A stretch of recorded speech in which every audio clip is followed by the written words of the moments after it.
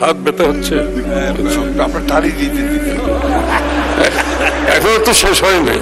পরিবেশ বান্ধব, সাশ্রয়ী ও টেকসই সৌর বিদ্যুৎ উৎপাদনকে উৎসাহ প্রদানের জন্য 2035 সাল পর্যন্ত সৌর বিদ্যুৎ খাতে 0% কর হার প্রস্তাব করছে।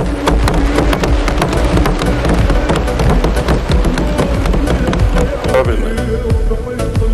একই সাথে সৌর বিদ্যুৎ, হাত ব্যথা হচ্ছে, আপনার টালি দিতে দিতে এখনো তো শেষ হয় নাই। একই সাথে সৌর বিদ্যুৎ বিলের উপর, এটা আরো ইন্টারেস্টিং, একই সাথে সৌর বিদ্যুৎ বিলের উপর ব্যবহারকারীদের কনজিউমার সৌর বিদ্যুৎ বিল পরিশোধের বিপরীতে 5% কর রেয়াত সুবিধা প্রদানের প্রস্তাব করছি।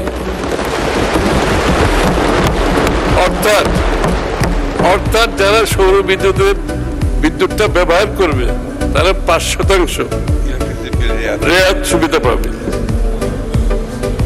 মানে সৌর বিদ্যুতের দিকে একটা বিশাল প্রকল্প সরকারের আছে।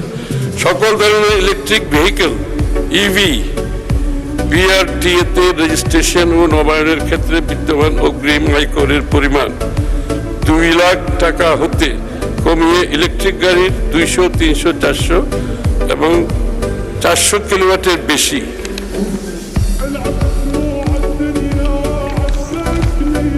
ক্যাপাসিটি ভিত্তিতে যথাক্রমে 25,000, 50,000, 75,000 এবং 1 লাখ টাকা নির্ধারণের প্রস্তাব করছি। মানে প্র্যাকটিক্যালি অনেক কম, এটা অনেক কমে গেছে। এটা আমাদের ইভি ভেহিকেলকে আমরা এনকারেজ করার চেষ্টা করছি সরকারের পক্ষ থেকে। মানে স্পিকার, এই বাজেটের কেন্দ্রবিন্দুতে রয়েছে কর্মসংস্থান। আমরা কর নীতিকে এমনভাবে সাজাতে চাই যাতে নতুন ব্যবসা, নতুন ধারণা, নতুন প্রজন্ম এগিয়ে আসতে পারে।